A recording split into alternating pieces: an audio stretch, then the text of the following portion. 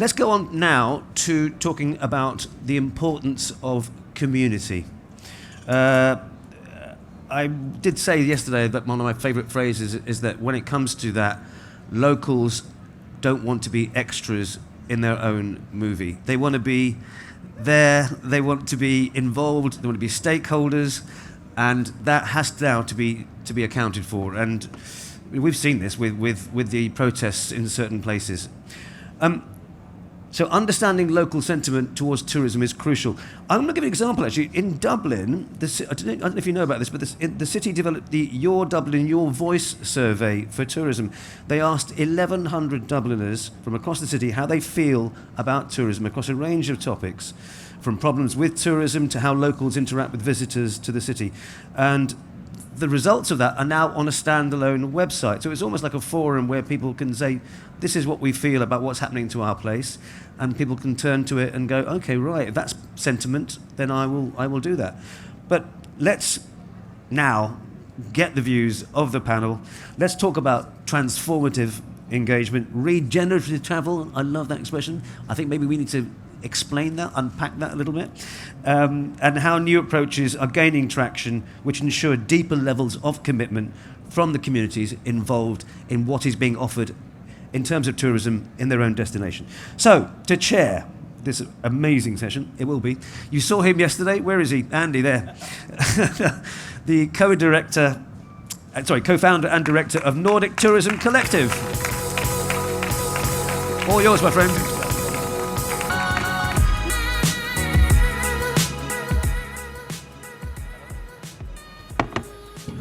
Hello. That's better.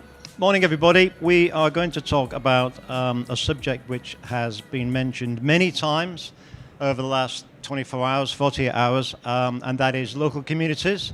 We keep coming back to it over and over again. So we've got a panel here where we're going to discuss and look at some of the challenges and some of the opportunities and some of the changes of mindset that we need to look at. So just to set the scene a little bit.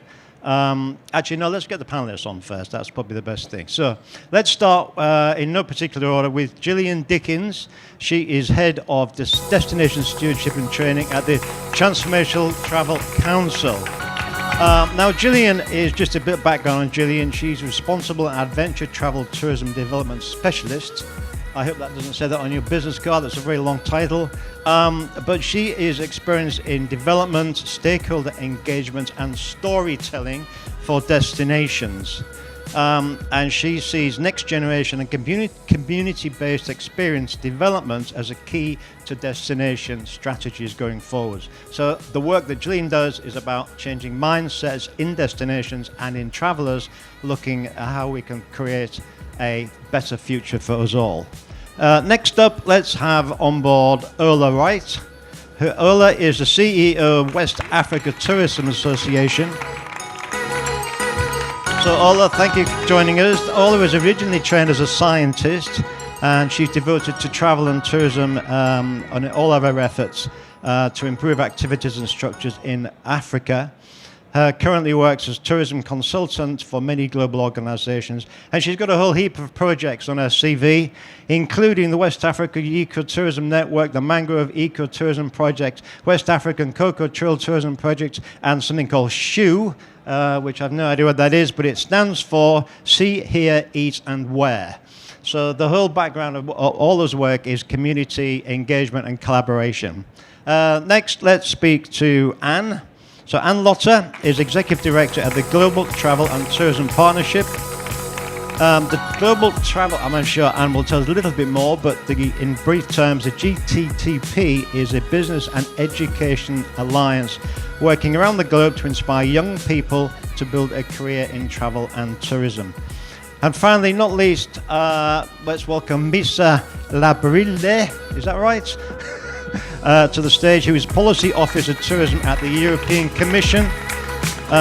Misa is an EU civil servant working on the European Commission on policy development for tourism. So Misa has also worked with EU affairs, not only for the Commission, but has worked for the Italian government in Brussels, Milan, Rome, and Boston. So that's our panel. Thank you very much for joining us. I shall sit down. But I think we'll just have a little bit of a sort of recap as to where we are with this, because we've heard about how tourism has become a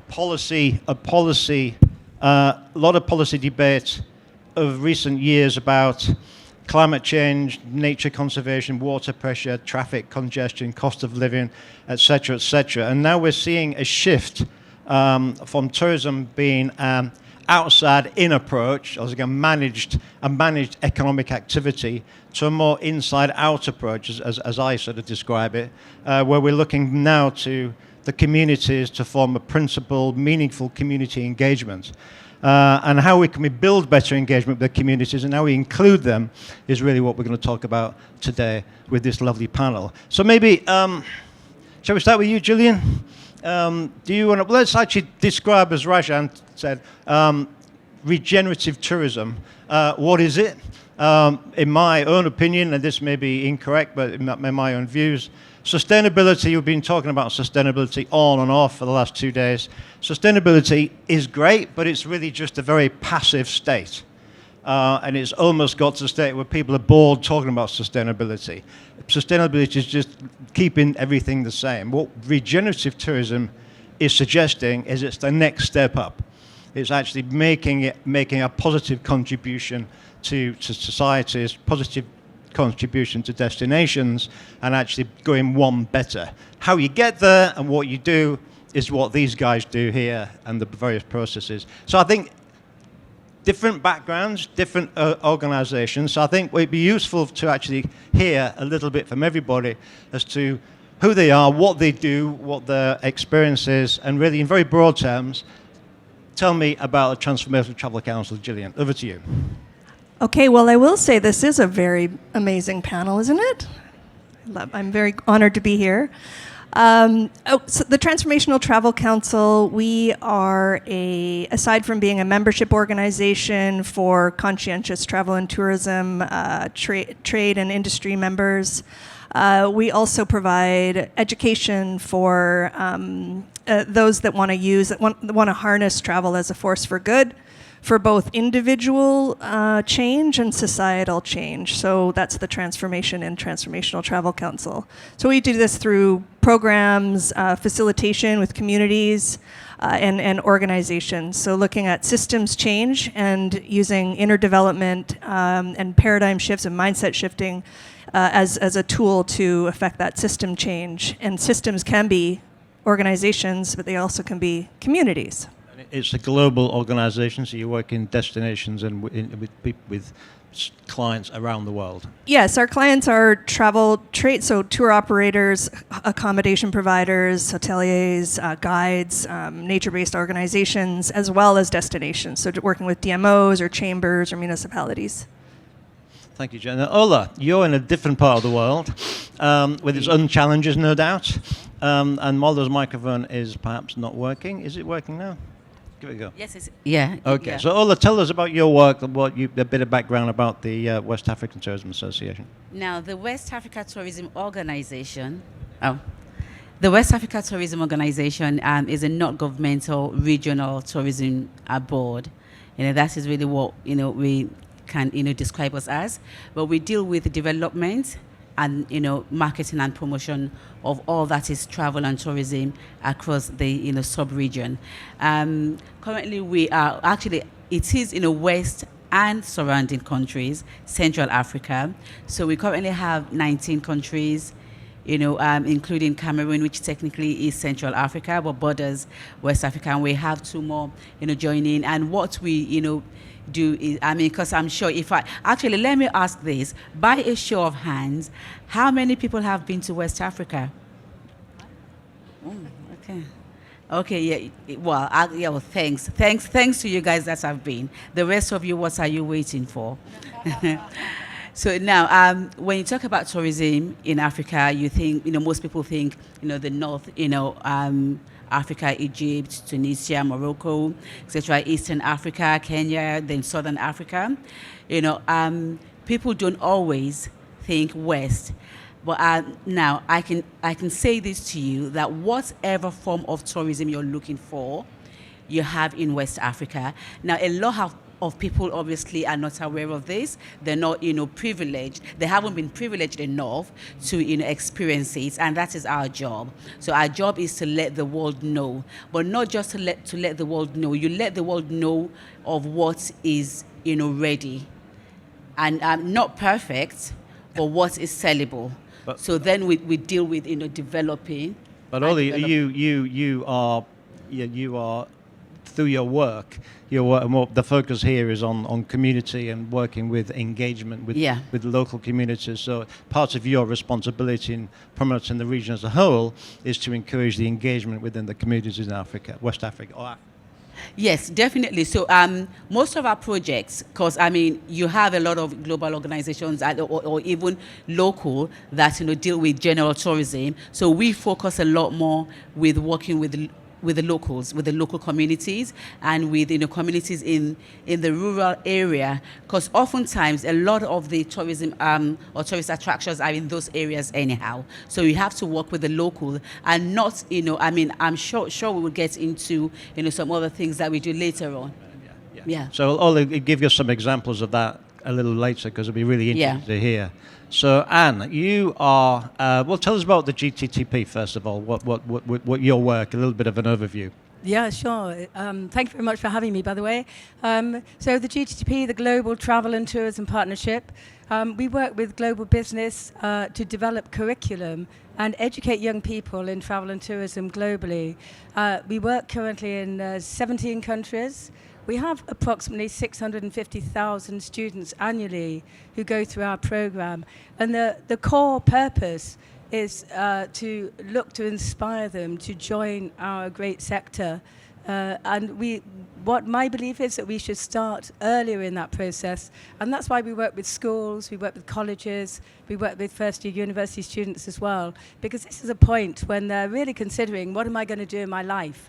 What am I going to do in my career? Many of them have never heard of the industry, travel and tourism, and what it can do and what the fantastic opportunities are. So it's really our job to look to work with those communities and inspire those young people to think about us. Is it interesting that the education of younger people in the concept of travel and tourism and telling people what it is and what it can do, does that partly help the acceptance or the overall welcoming, if you like, of tourism into a destination? So rather than just necessarily just selling tourism as an industry, you're also at the same time educating people about the benefits that tourism can provide to a society. Yes, absolutely. That is really a core part of building that community. And I always say that somebody who's been educated in travel and tourism makes a better tourist because they understand the industry better. And even if they don't go and work in the industry, it's better for them to understand what tourism looks like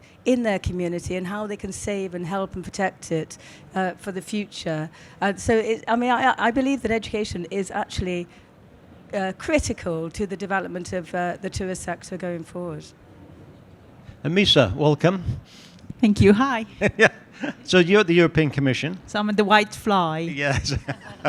So tell us a little bit about your work and your tour policy officer for tourism, or in the tourism. I don't know how it works. Yeah, it's a mouthful. So first of all, if I am allowed to unpack this a little bit, the European Commission, Commission's only role is to protect and to strengthen the European Union. That is what we do.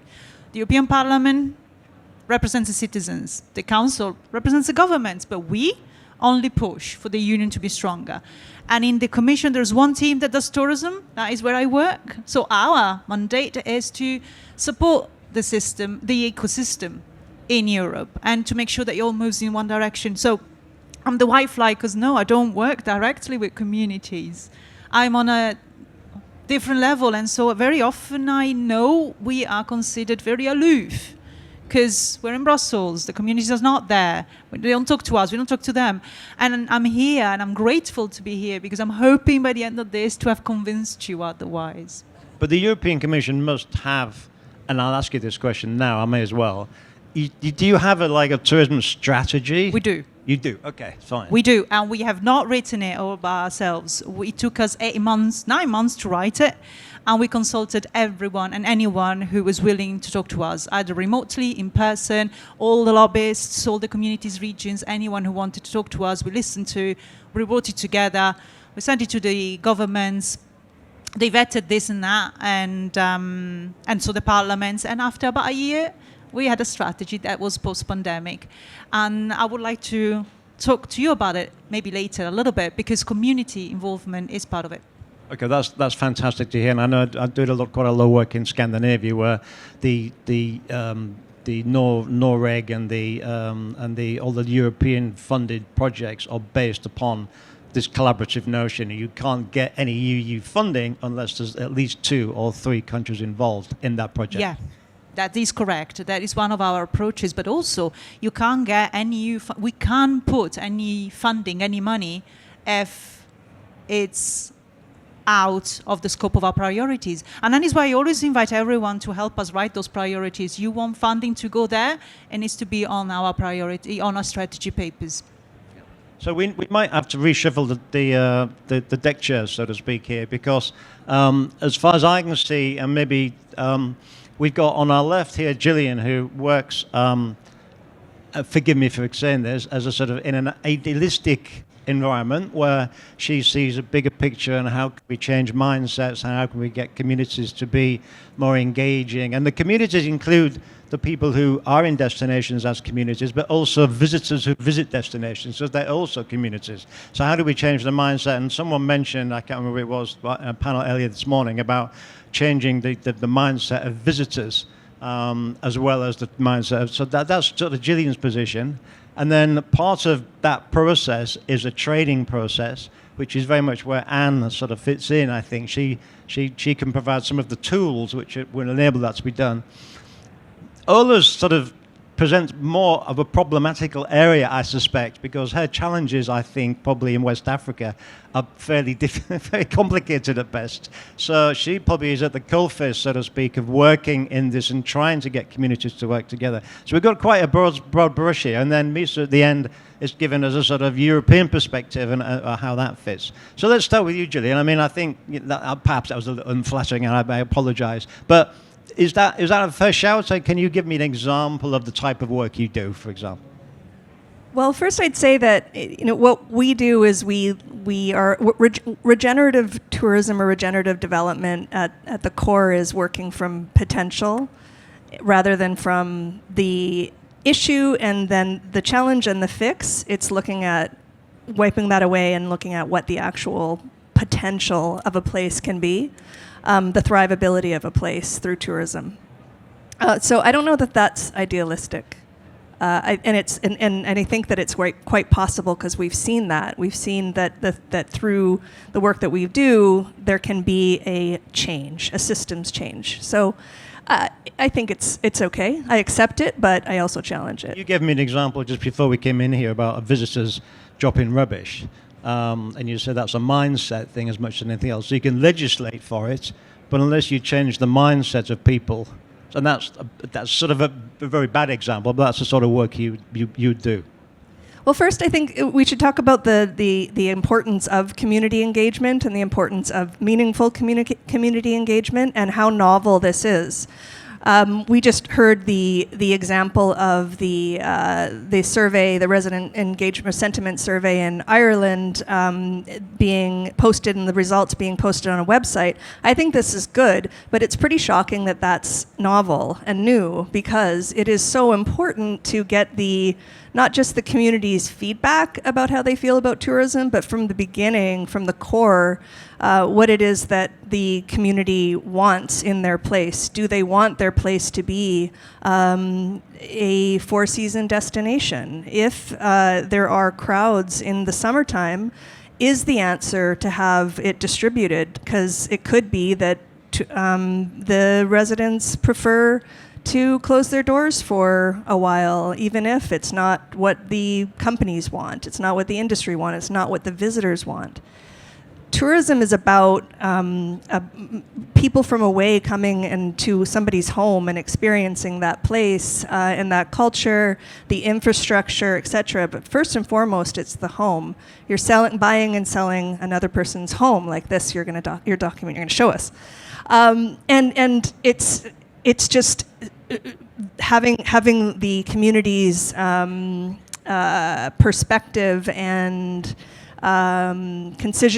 their empowerment to be decision makers of what their place is what's going to happen in their home is so important. So have you got an example of, very briefly, an example of something that you, in a destination or a community you worked with, which provided a positive effect?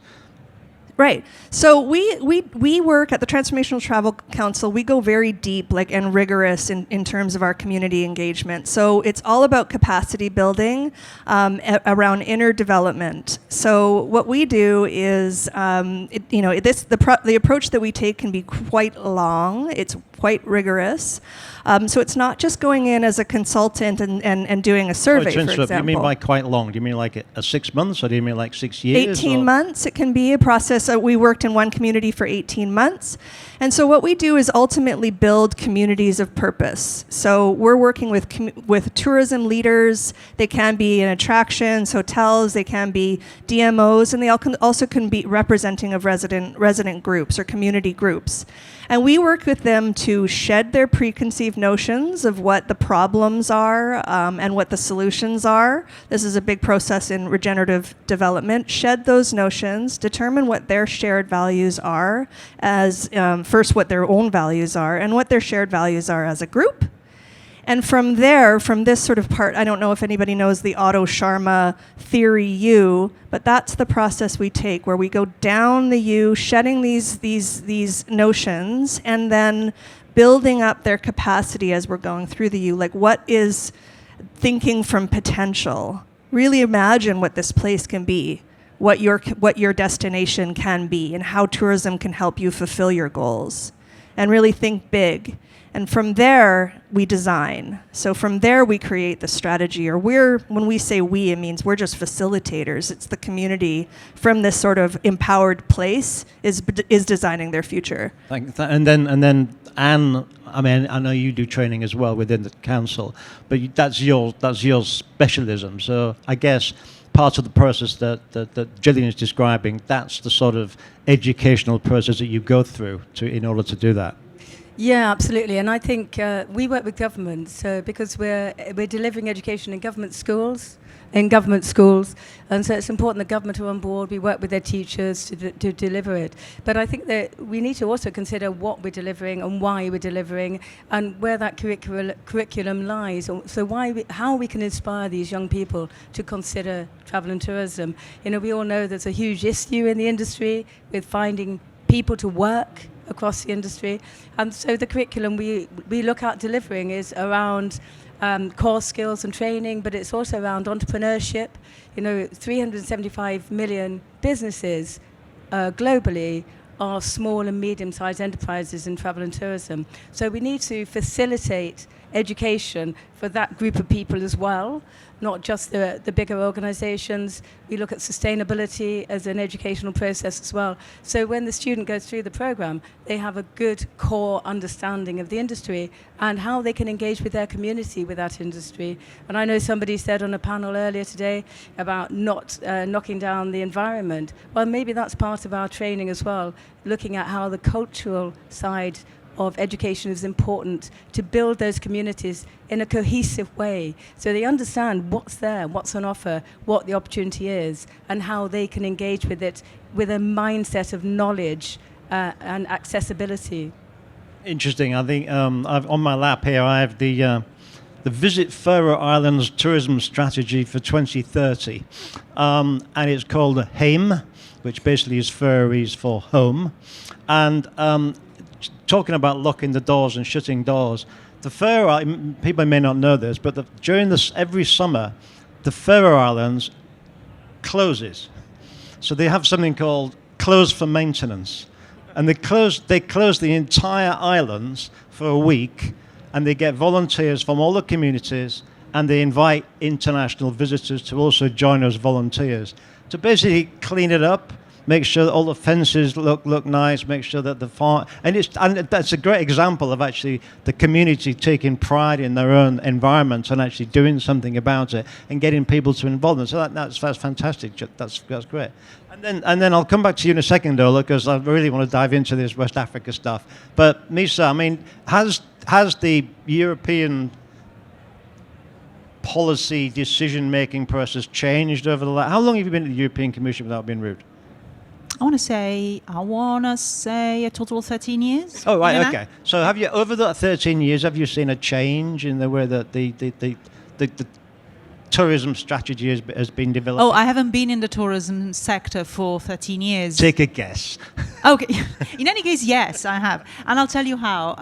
So I've done a number of sectors. I've done skills, upskilling, and social policies. I've done fintech and cryptocurrencies, and now tourism. So a diversity.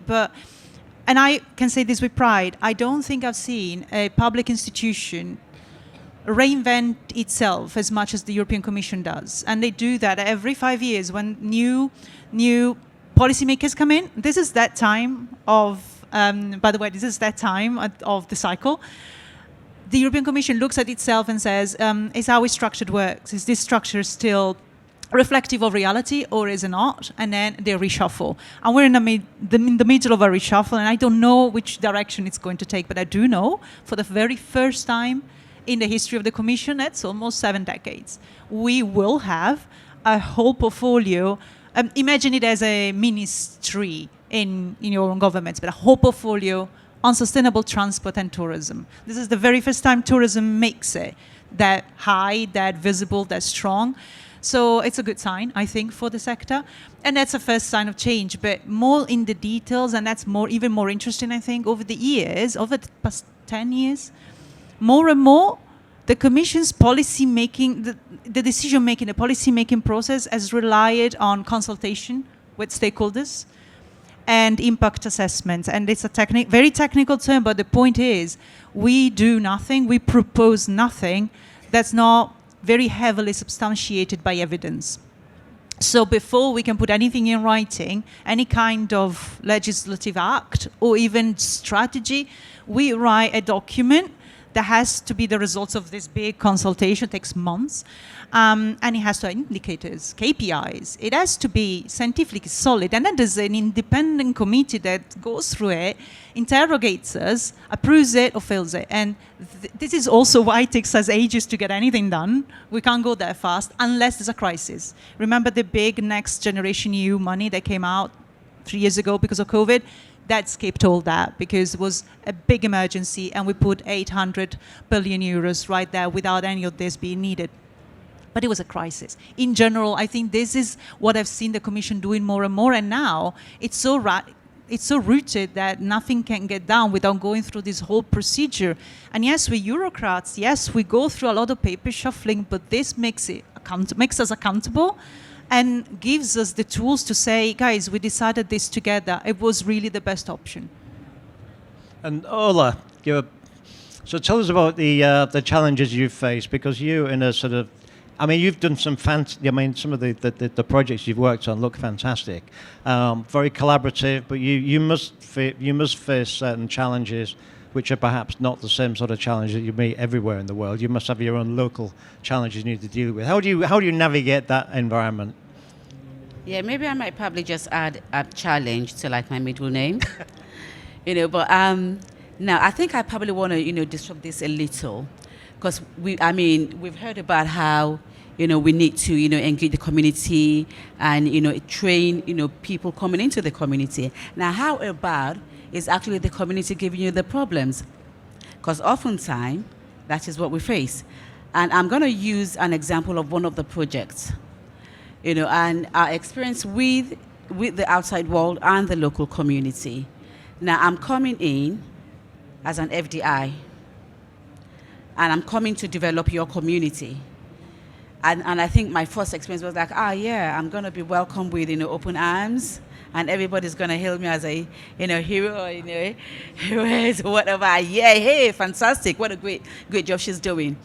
Now, first of all, we have you're laughing, Jillian. We have consultative meetings with the community, with the local community, because as we said, it's not about, as we discussed earlier, community-based, but more of community-led, tourism and projects. So we need to let the community take the lead. So Ola, can I interrupt? So can you explain the difference between community-led and community-based? Because that's an interesting sort of... Yeah. So community-based is, there's a lot of community-based, tourism projects, all about, across the world. So you do involve the community. The project is about the community. So to say, but you go and you dictate to them what you want to do. You take the project to them, but you're not really involving the community as you should. And the community are not taking the lead.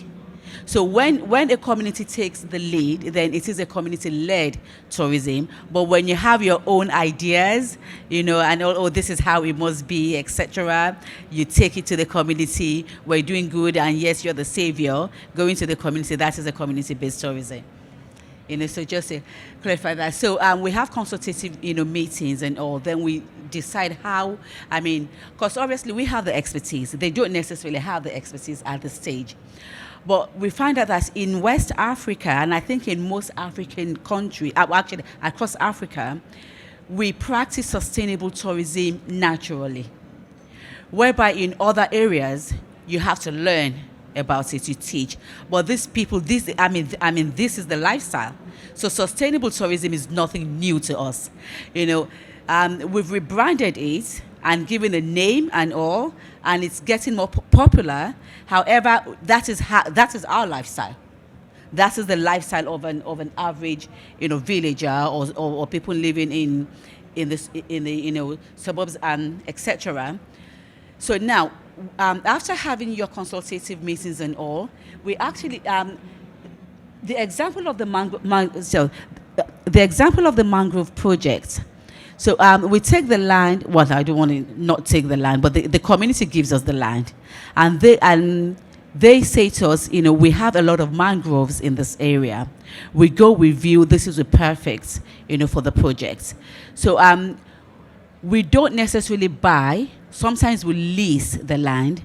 Then we leave whatever that they're doing. You have the palm wine tappers, you have the mat weavers, etc. So we incorporate all the businesses, the fishermen, etc. We incorporate the businesses into the projects. So we're not dispersing them, we're not having to pay anyone off, but they are getting a lot more money, with us being there with the project. But then we have to go through the education and the training. And we train, and this is where we're working with Jillian. And so we need to go. So in as much as we're training, yeah. So in as much as we're training, the visitors and people coming in, we must train the community, because the community has this, mentality that Wato has come with billions of dollars, and they have come to pump. And trust me, they give you a hard time. I have actually abandoned projects because of that, because it's just so difficult moving on, and you have to teach them, that listen, I'm coming to develop your community, and I'm coming to give you money, but they will rather take $10 now than take $10,000 in a month's time. That is the mentality. So you need to deal. That's quite interesting, because that sort of feeds very much into what Jillian was saying, that this is not a short-term fix. These things take a long time. That's right. So just to stay with you all, just very quickly, if you could just elaborate. So the project, the mangrove project you just described, that is a tourism project. Yes. So the intention of the longer-term intention of the project is to increase tourism movements within that society, that area, or whatever it is. Yes, that's right. So it is having, obviously, it will be people, who are more into, nature lovers. Because the mangrove tourism projects, is all about nature. Then obviously we also teach the, locals not to cut down mangroves, because they cut down mangroves and use it as fire sticks, which I've been told. In fact, I've been told of a governor of a state in a country that when he was governor, he passed a law to protect mangroves. But he also knows that in his state, there's a particular soup that no matter how, genius you are as a cook, if you have not cooked it with mangrove sticks, it does not taste the same. So you have that. So it's kind of like, okay, so what do we do?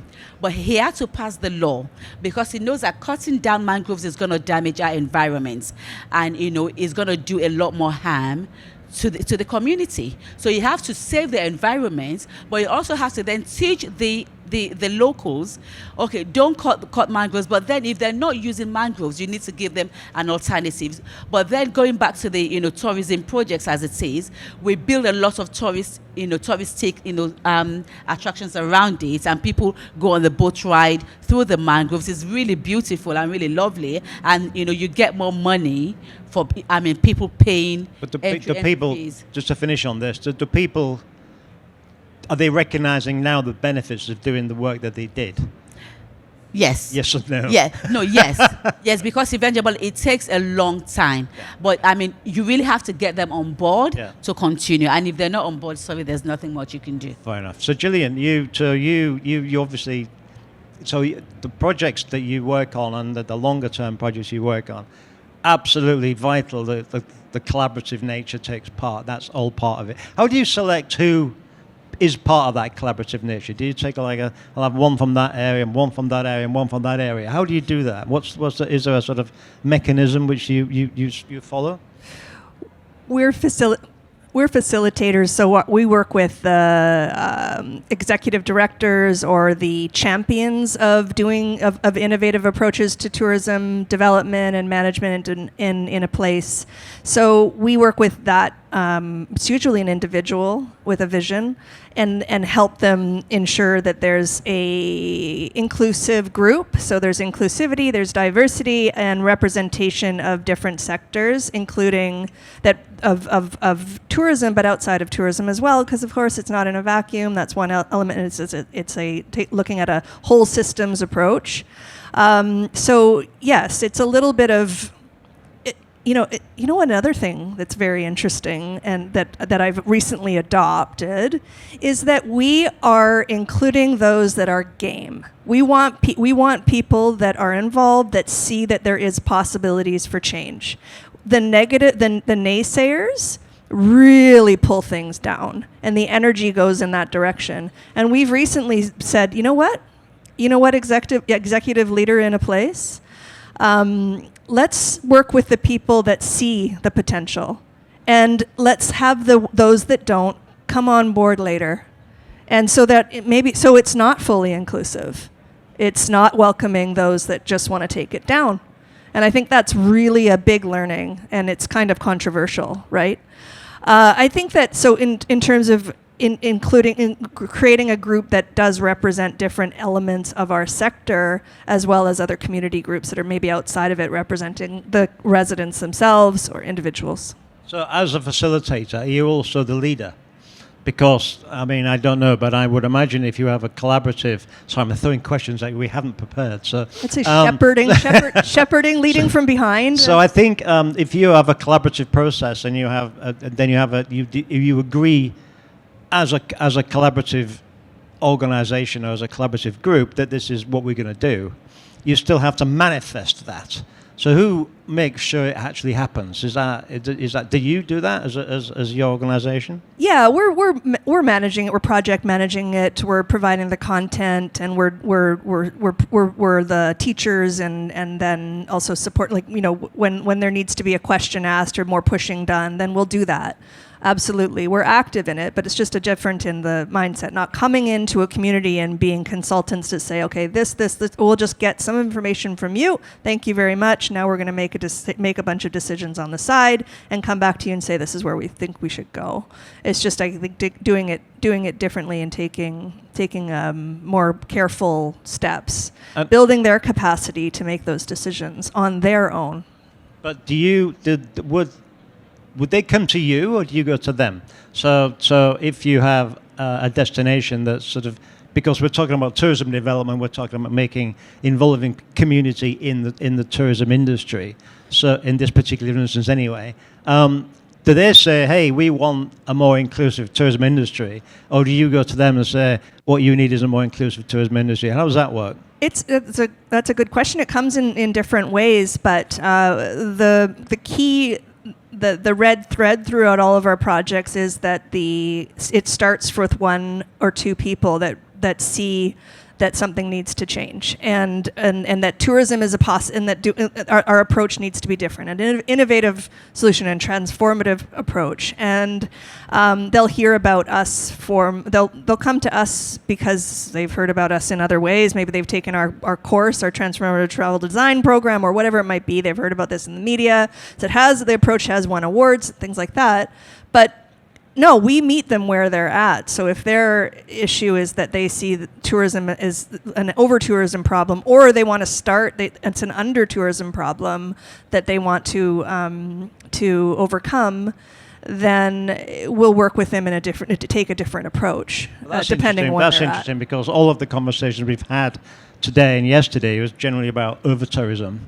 But actually there are issues of under-tourism, and actually a lot of these destinations say, "Hey, we want more tourism." So that's also part of your remit as well. That's actually quite And that's a great place to be. If you are a place that is resourced enough to be able to create a strategy from the beginning, and doing it intentionally is a very privileged place to be.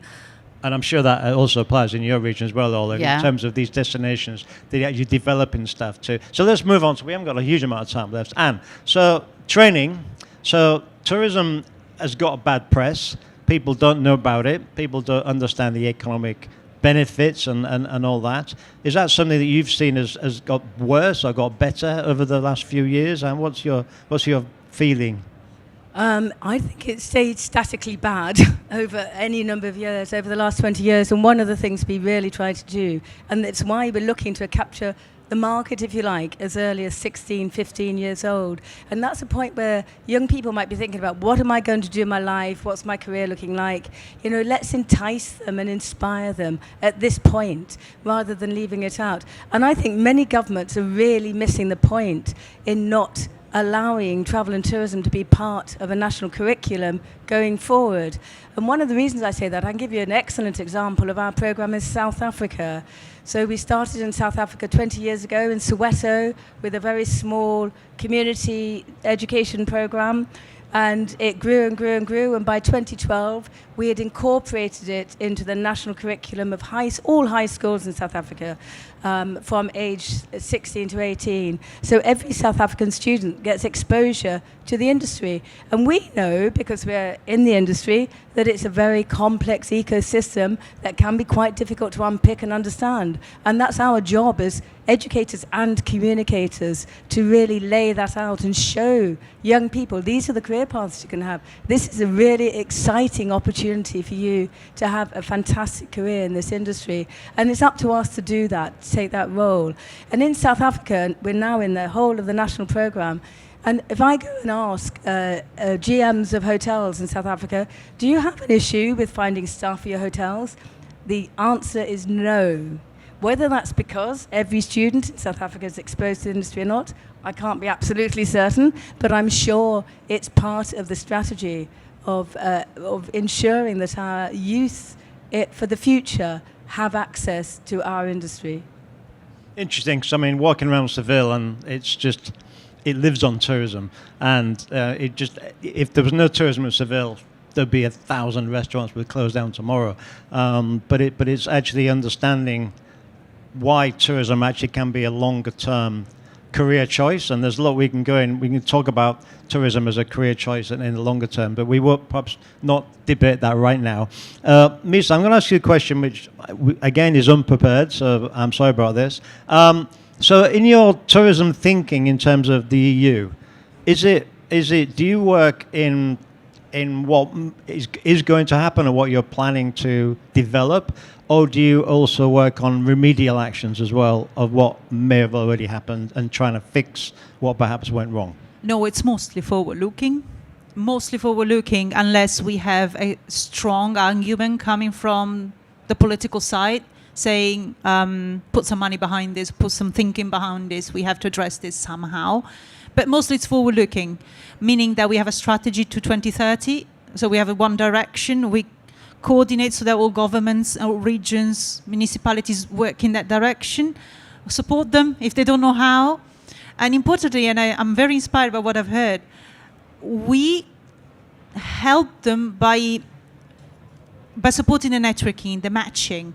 So these examples, if I was privileged enough, and I'll grab you afterwards, to have them on our platform, to showcase to our stakeholders, that essentially is an extra brick, an extra piece that I can add to what we do as a team, in giving as much information to our sector in the EU as possible, so that if people are looking to solve the same problems that West Africa may face in some of our regions, why not? Why should they reinvent the wheel when she's got all the competence, the understanding, the intelligence to help them out? Or Jillian may have a ton of experience on, leading or steering or supporting communities, and she may jump in and say, let's partner up for this. We have a pact for skills just for tourism, and we're always looking for examples and best practices. This is what we do. I wouldn't call it remedial, though, to answer your question. This is just what we put out there so that those who are doing tourism right now can get inspired, don't have to waste their time thinking up solutions, they can find them somewhere else, work together and move forward. I think by remedial, what I was referring to is, like, since we're in Spain, like, you get issues in the Balearics and the Canary Islands, for example, which is an example of, like, bad planning that went wrong 30, 40 years ago. No So planning. You mean the over-tourism? But that's what I'm saying. No, it's bad. It's not the fact that the residents of Malaga, for example, or Palma are against tourists per se. It's the fact that they're against bad planning. Yeah, we worked for that. So is it not your brief to then go back and try and fix that? Or it's interesting you ask, because we've had this exact same conversation 10 days ago with our experts. We got a network of experts. And we brought this on the table and we said, come on, guys, we've discussed over tourism 10 years ago. We're back to this again. What can we do so that we don't have to do it again 10 years from now? And some of the experts said, there is no over-tourism. It's just news. It's just, they're just looking for it's clickbait. And then some cities have a problem. So what? Not everyone else. I mean, come on, rural regions will need more. So, some of them came to us as well, but most of them said, look, guys, it's bad planning, it's all you want, but it's happened. You can't fix what's happened, but you can make sure to set up a framework in place so that it doesn't happen to new regions entering tourism now. That's what I mean, sort of looking forwards, learning from the mistakes perhaps of the past, and actually making sure that we build for a better future, etc. We've got a couple of minutes left, so I'm just going to go up and down the table. So what would you like to leave us with in terms of your thoughts in a profound sort of way? I would say that if we want to avoid the situation we saw in recently with people sitting down at a restaurant and eating jamon and getting sprayed in the face by residents that are unhappy, we need to connect better with and give more care to what the community wants their place to be. I think that's. I wonder how much of an effect the news, those stories had on our industry, and how visitors are feeling when they're sitting down in a restaurant in Spain now. Well, I suspect it's a very knee-jerk reaction, and people say, "Well, I won't bother going to Palma," and that's. Ola, any you leave us with any thoughts? Yeah, I'll just say, do unto others as you would like done to you. So let's everyone have, a mentality and a thinking of, okay, this is what, we would like. And when you go to places, as we say, I mean, it's probably cliche now, leave nothing but your footprints. So, I mean, treat others with respect, etc. And always think, how do I give back? So, yes. That is what I will say. Anne? Yeah, I'd say engage all young people as early as possible in travel and tourism education at school level. And even if they don't end up in the industry, they learn a lot of transferable skills that they can take elsewhere because they're very broad-based skills that they adopt. So let them see what we're about. Let them learn about who we are and what we do.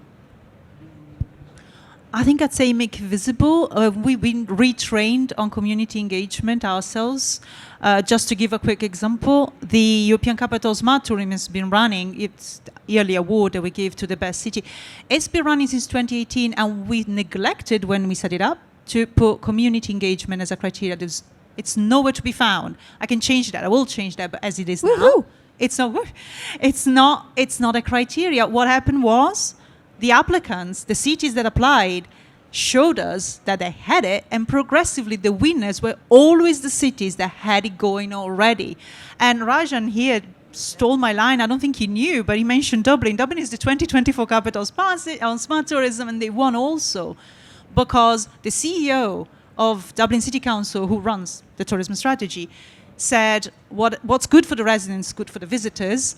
They transformed it into a strategy and into actions. They presented it to the jury and they won the title, among other things. But you see, now it's become one of those actions we need to reward.